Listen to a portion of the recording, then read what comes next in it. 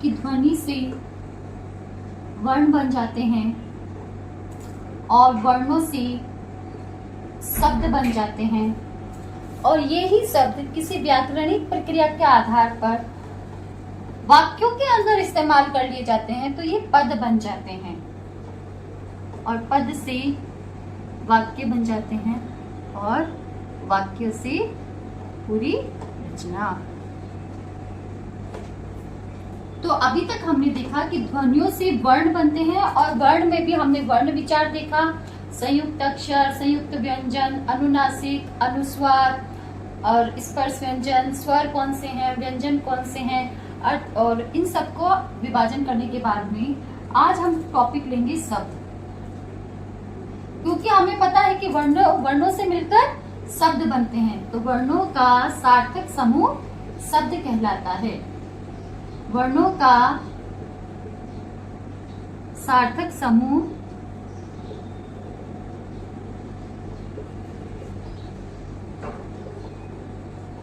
शब्द कहलाता है। वर्णों का सार्थक समूह शब्द कहलाता है। और शब्द और पद में क्या अंतर है? शब्द और पद में क्या अंतर है? वर्णों का समूह शब्द कहलाता है, जैसे कि पाठशाला, प, आ, ठ, अ, स, आ, ल, आ, इन वर्णों के समूह से एक अर्थ देने वाला शब्द बना पाठशाला। जैसे कमल, जैसे आग, ये तो अलग अलग तो क्या है? शब्द। जैसे कि जलना, अलग अलग इन शब्दों का उच्चारण कर रहे हैं, तो ये शब्द। अब इन्हीं शब्दों को हमने लिखा, कमल जल में, कमल जल में खिलता है, कमल जल में खिलता है। ये हमने वाक्य बनाया, तो यहां पर कमल क्या बन गया? संज्ञा पद बन गया। खिलना क्या बन गया? क्रियापद बन गया। उसी तरीके से सर्वनाम पद, विशेषण पद, क्रिया विशेषण पद, इस तरीके से ये जब शब्द किसी वाक्य के अंदर इस्तेमाल कर लिए जाते हैं, तो ये पद का रूप ले लेते हैं। अलग अलग बोलेंगे तो शब्द, और एक वाक्य के अंदर उपसंज्ञा पद, क्रियापद, क्रिया विशेषण पद, सर्वनाम पद, इस तरीके से पद संपन्न हो सकते हैं। और पद पंद 5 प्रकार का होता है, जो कि हम आगे वाक्य विचार के अंतर्गत पढ़ेंगे। अभी हम देखेंगे कि शब्द विचार के अंदर वर्णों का सार्थक समूह शब्द कहलाता है। शब्द और पद में क्या अंतर है? जब हम अलग अलग उच्चारण करते हैं तो शब्द अलग अलग अपने आप में शब्द हैं, और वही शब्द जब किसी व्याकरणिक प्रक्रिया में, किसी वाक्य में प्रयोग में ले लिए जाते हैं, या फिर शब्दों का जो व्यवहारिक रूप है वो ही पद संज्ञा कहलाता है। तो इस प्रकार ये हमने शब्द और पद के बारे में जाना। अब यहाँ पर देखिए, वर्णों का सार्थक समूह क्या कहलाता है? शब्द कहलाता है। क्या कहलाता है? शब्द। अब इस शब्द के 4 भेद हैं। इसी शब्द के 4 भेद हैं। उत्पत्ति के आधार पर शब्द,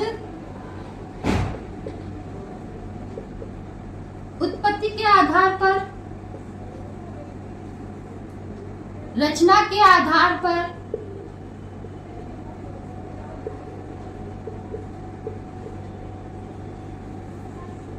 प्रयोग के आधार पर,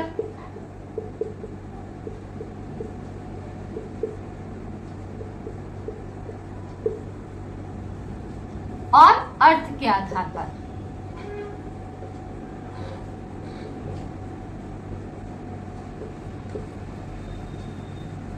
हिंदी के जो शब्द हैं, इनको 4 भागों में बांटा गया है, या 4 भेद संपन्न हो सकते हैं। पहला उत्पत्ति के आधार पर, दूसरा रचना के आधार पर, तीसरा प्रयोग के आधार पर, और चौथा अर्थ के आधार पर। आप सबसे पहले देखने की बात है कि इस तरीके से इनका विभाजन करने की जरूरत क्यों पड़ी? क्योंकि जो हमारा हिंदी का विकास है वो संस्कृत भाषा, फिर प्राकृत, फिर अपभ्रंश, और इस प्रकार से इस पर कई बोली उपबोलियों का असर पड़ते पड़ते आज जो हिंदी का वर्तमान स्वरूप है वो एक खड़ी बोली के रूप में इस्तेमाल किया जा रहा है। हिंदी का अगर वर्तमान स्वरूप देखें ना तो वो खड़ी बोली है, और इस खड़ी बोली के अंतर्गत कई प्रकार के शब्दों का समावेश करके हम वाक्यों में प्रयोग में लेते हैं। हम रचनाएं कर रहे हैं, कविताएं हो जाए, उसमें हम देखते हैं कोई भी कविता है उसमें उर्दू फारसी के शब्द होते हैं, उसमें विदेशी शब्द होते हैं। और हिंदी की रचना अगर हम एनसीईआरटी भी देखें तो उसमें जैसे अगर बस कंडक्टर ने खिड़की का दरवाजा खोला तो हम बस कंडक्टर बोल रहे हैं। हम उसमें शब्द बोल रहे हैं हिंदी के अंदर उत्पत्ति के आधार पर विदेशी जो शब्द हमारे अंदर आए हैं, जैसे बोलते हैं ड्राइवर ने इंजन का बटन दबाया, तो इंजन, बटन, ये शब्द विदेशी शब्द हैं और इनका प्रयोग हम अपनी हिंदी में धड़ल्ले से कर रहे हैं। अब अगर हम हिंदी में कंप्यूटर का प्रयोग अधिकाधिक रूप से होता है और उस कंप्यूटर की जगह संगणक शब्द बोलेंगे तो वो थोड़ी क्लिष्टता लिए होएगा। इसलिए एक भाषा प्रवाह के लिए उत्पत्ति के आधार पर जो शब्द हमने विदेशी शब्दों को स्वीकार कर लिया है वो हिंदी भाषा का अब एक अंग बन गया है और ये अब हमेशा रहने वाला है। अब उत्पत्ति के आधार पर देखिए तत्सम शब्द, तद्भव शब्द,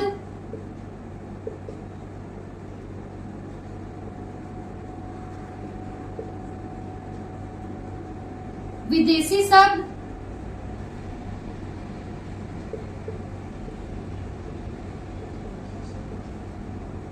देशज शब्द,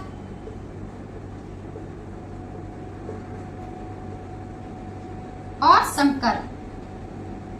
संकर मतलब विदेशी देशी और इन सब का संकर शब्द। तो सबसे पहले शब्दों को हमने 4 भागों में बांटा। उत्पत्ति के आधार पर, रचना के आधार पर, प्रयोग के आधार पर, अर्थ के आधार पर। हिंदी भाषा में इतने शब्दों का कलेक्शन है, इतने शब्दों का कलेक्शन है कि उनको हम अलग अलग तरीके से डिफाइन कर सकते हैं कि ये तत्सम शब्द है, ये तद्भव है, ये विदेशी है, देशी है, संकर है। तो ये उत्पत्ति के आधार पर शब्द है। रचना के आधार पर 3 भेद हो सकते हैं, रूढ़, यौगिक और योग रूढ़। रूढ़, यौगिक, योग रूढ़। प्रयोग के आधार पर 2 तरीके के हो सकते हैं, विकारी शब्द और अविकारी शब्द।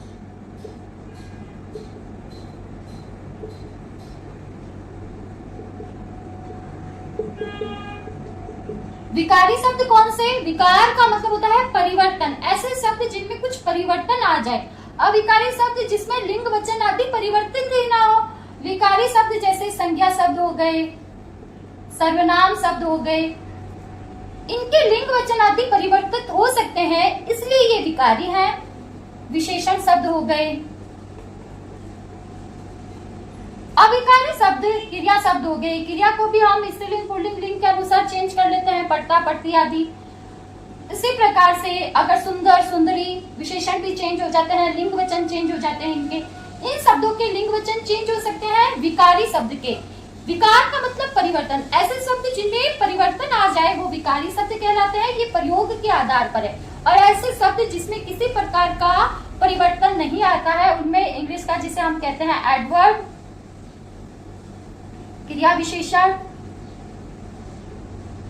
उसमें आ गया जैसे समुच्चय बोधक। समुच्चय बोधक हो गए शब्द, समुच्चय बोधक, सहयोग बोधक, ज्वाइंट करने वाले शब्द जैसे और, अथवा, और अव्यय पद हो गए जैसे। अर्थ के आधार पर कई तरीके से भेद संपन्न हो सकते हैं, जैसे पर्यायवाची, मतलब एक ही शब्द के अलग अलग रूप संपन्न हो सकते हैं। अनेकार्थिक शब्द, एक ही शब्द के अनेक रूप अर्थ हो सकते हैं। श्रुति सम भिन्नार्थक शब्द,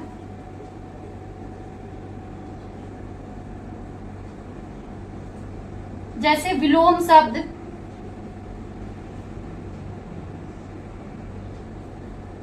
समानार्थक शब्द हो गया। तो इस प्रकार से अर्थ के आधार पर और भेद संपन्न हो सकते हैं। तो सबसे पहली बात तो यह है कि हिंदी भाषा के अंदर शब्दों का इस तरीके से वर्गीकरण करने का क्या औचित्य है, क्योंकि हिंदी ऐसी भाषा है जिस पर कई तरीके की विदेशी भाषाओं का भी असर पड़ा है और कई तरीके की बोली उपबोली का भी असर पड़ा है। कुछ इसके खुद के शुद्ध रूप है, कुछ इसके खुद का एक व्याकरण है और खुद का एक सिस्टम है, और उसके आधार पर हम शब्द कई तरीके से हो सकते हैं। शब्दों का भंडार असीमित है हिंदी के अंदर, इसीलिए उत्पत्ति के आधार पर शब्द हो सकते हैं तत्सम, तद्भव, विदेशी, देशज और संकर। अब देशज और संकर जो शब्द है, देशी जो शब्द है, देशज शब्द है, ये अलग अलग क्षेत्र के अंदर, जैसे भारत इतना भौगोलिक विविधता लिए हुए देश है, तो वहां पर अगर उत्तरी भारत में कोई रचनाएं हो रही है तो उसके अंदर अलग प्रकार के ब्रज आदि भाषाओं के शब्द शामिल हो सकते हैं। तो दक्षिण आदि के अंदर कई तरीके के, जैसे जो 8th क्लास के अंदर एनसीईआरटी का चैप्टर है, साइकिल पट्टू कोटाई वाला चैप्टर है, उसमें साउथ के 2-3 शब्द देशज शब्द इस्तेमाल किए गए हैं। तो इस तरीके से क्षेत्र विशेष का अगर कोई रचना है तो उसमें क्षेत्र विशेष के शब्द सम्मिलित हो जाते हैं, वो देशज शब्द कहलाते हैं। यहाँ पर हमने शब्दों के 4 वर्गीकरण किए हैं, 4 वर्गीकरण के भी हमने उप वर्गीकरण किए हैं। अब आगामी जो कक्षा होगी उसमें हमें उत्पत्ति के आधार पर तत्सम, तद्भव, विदेशी, देशज और संकर शब्द कौन से हैं, रूढ़ शब्द कौन से कहलाते हैं, यौगिक कौन से कहलाते हैं, योग रूढ़ कौन से कहलाते हैं, वो देखेंगे। प्रयोग के आधार पर विकारी शब्द और अविकारी शब्द क्यों ऐसे क्या है, विकारी शब्द का मतलब क्या है और अविकारी का मतलब क्या है, और इनमें कौन कौन से भेद संपन्न हो रहे हैं। अर्थ के आधार पर पर्यायवाची शब्द हुए, अनेकार्थक शब्द हुए, श्रुति संभिन्नार्थक शब्द हुए या विलोम शब्द हुए, इन सब का हम आगे विस्तार पूर्वक चर्चा करेंगे। आगामी कक्षा में आप इन सब भेदों के उपभेद देखेंगे। अब आगामी कक्षा के लिए आप सभी तैयार रहे। इस डायग्राम को आप इसी तरीके से नोटबुक में नोट करें और कई तरीके के प्रश्नों के जवाब देने के लिए तैयार रहिए। तो शब्द किसे कहते हैं? वर्णों का सार्थक समूह शब्द कहलाता है। शब्दों का वर्गीकरण 4 आधार पर किया गया है, उत्पत्ति के आधार पर, रचना के आधार पर, प्रयोग के आधार पर और अर्थ के आधार पर। उत्पत्ति के आधार पर 4 भेद किए हैं, तत्सम, तद्भव, देशी, विदेशी, संकर 5 भेद हो गए। और प्रयोग के आधार पर, रचना के आधार पर रूढ़, यौगिक और योग रूढ़ हो गए। प्रयोग के आधार पर विकारी, अविकारी शब्द, विकारी में भी जिनमें विकार मतलब परिवर्तन हो जाते हैं, लिंग वचन आदि परिवर्तित हो जाते हैं, ऐसे शब्द विकारी। और जिन शब्दों के लिंग वचन आदि परिवर्तित नहीं होते हैं वो अविकारी। जैसे हमने शब्द पढ़ते हैं लेकिन, परंतु, अथवा, और, हम इनको इसी तरीके से इस्तेमाल करते हैं, कभी इसको हमने एक वचन बहुवचन में बदला नहीं, तो ऐसे शब्द अविकारी शब्द कहलाएंगे। अर्थ के आधार पर हमने पर्यायवाची, विलोम शब्द, अनेकार्थक शब्द, श्रुति संभिन्नार्थक शब्द, समानार्थक शब्द, इन सभी शब्दों का हम कलेक्शन देखेंगे। तो आज की कक्षा इतनी ही। आगामी कक्षा के लिए आप सभी तैयार रहे और फिर हम चलेंगे शब्द निर्माण की प्रक्रिया की ओर। ये टॉपिक होने के बाद में शब्द निर्माण की टॉपिक की ओर चलेंगे। कल वाली कक्षा में हम उत्पत्ति के आधार पर, रचना के आधार पर इन 2 वेदों को समझेंगे और फिर प्रयोग के आधार पर और अर्थ के आधार पर वेदों को समझेंगे। आप मानकर चलिए कि एक सिस्टम से अगर क्रमशः आप रोज की 15-20 मिनट की ये कक्षाएं देखेंगे तो आपका जो बेसिक है और हिंदी का जो व्याकरण है उसका सिस्टम समझ में आएगा और एक तरीके से लयबद्ध रूप से व्यवस्थित क्रम से आप आपको अच्छा